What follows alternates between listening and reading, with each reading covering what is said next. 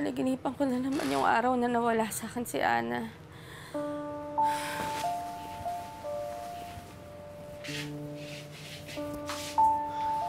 Belinda, saan ka pupunta? Oh, anak. Kukuha lang po ako ng tubig, Nay. Oh, ito na. Opo, natatandaan ko po. Sigurado ako na sila yung bumili ng ticket biyaheng Cebu. May emergency situation po ngayon ang barko. Lumulubog na ito. Ana? Ana? Excuse me, anak mo siya? Anak.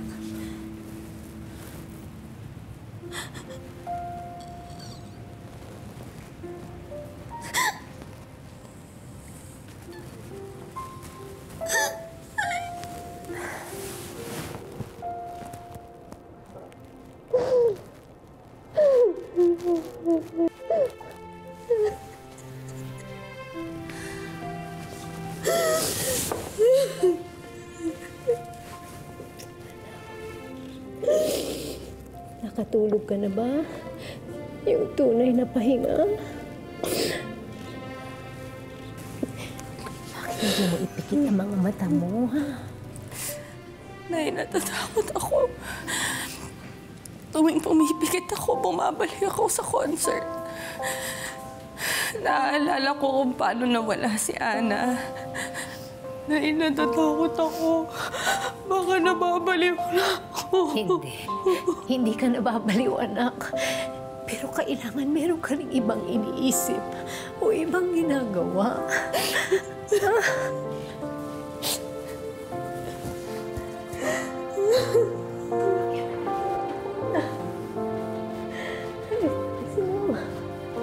Why are you crying? Nag-away po ba kayo ni Lola? Hindi, apo. Nag-aalala kasi ako sa ninang mo. Bakit kaya hindi ka bumalik na sa kwarto mo at matulog ka, ha? Nagising na po ako eh. Gusto mo ba? Kantahan ka ng ninang mo.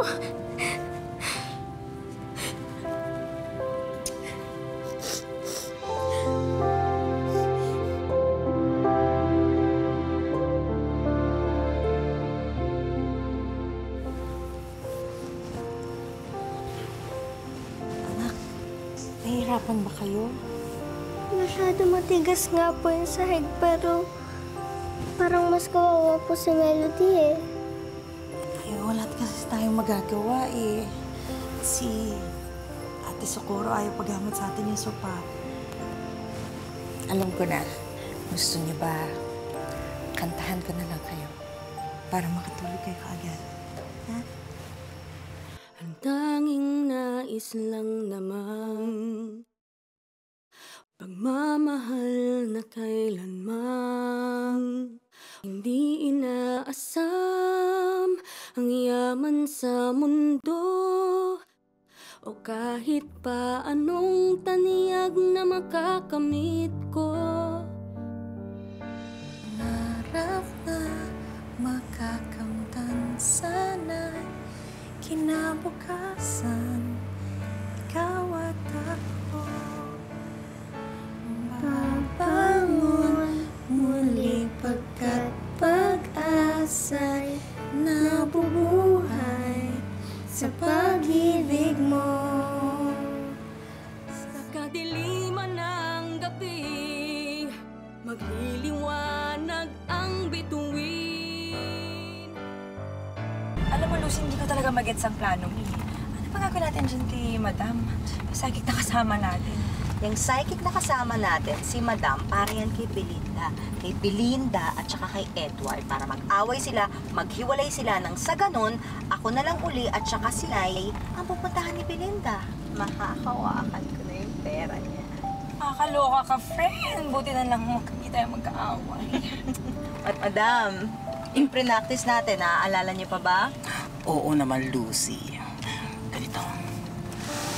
Sasabihin ko, buhay pa ang anak nila na hindi ito sana nawala kung hindi nakialam si Edo Edward, Madam kakasabi ko lang kanina, Edward, yung pangalan ng bayaw ko. Madam Edward. naman hindi pwedeng ganyan. Practicein mo pa. Sige, mga pinag-usapan natin. Na, sasabihin ko, na nasa pagitan ng buhay at kamatayan si Ana. Di ba? Na hindi ito makakabalik hanggat may negative vibes sa buhay ng kapatid mo. Ano ba yan? Nakakabaliw! Baliw. Mas mababaliw si Belinda sa maririnig niya. Wait ka lang.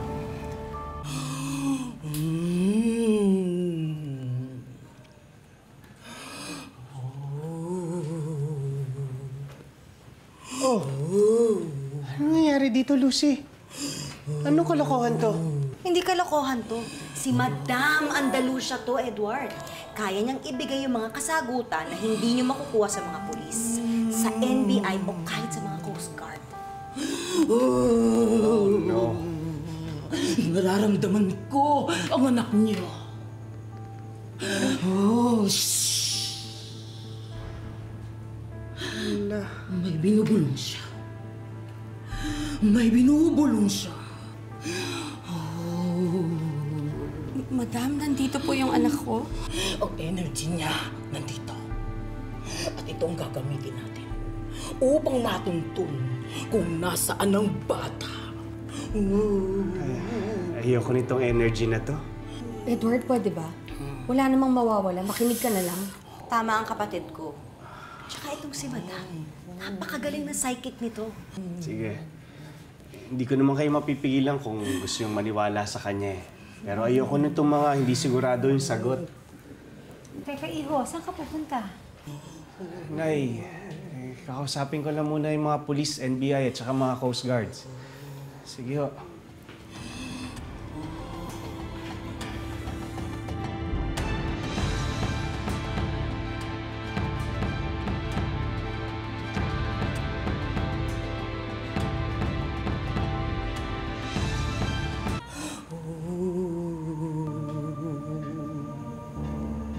May mga desisyong ginawa sa bahay na ito.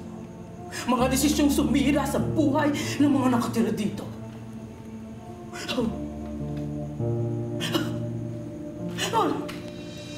May isang batang nagdurusa dahil sa kasalanan ng ama. Ano? Ang energy ng anak mo. Nararamdaman ko. Nagagalit siya. Nagagalit siya. Nagagalit siya dahil hindi natuloy ang pag-uwi ni Ana dito. Nagagalit siya.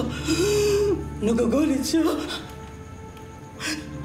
Nagagalit siya dahil nangialam ang asawa mo nung kausap mo ang kidnapper ni Ana. Teka po, ano po ba kayo? Psychic o sinasapian ng spirito? Nay, psychic ho siya na sinasapian din ng spirito. Madam, ang gusto ko sanang malaman ay kung buhay ba talaga ang anak ko. Saan ko ba siya makikita? Maghawak kamay tayo na. Itatanong natin sa mga energies. Nasaan si Ana Sevilla? Nasaan? Nasaan si Ana Sevilla?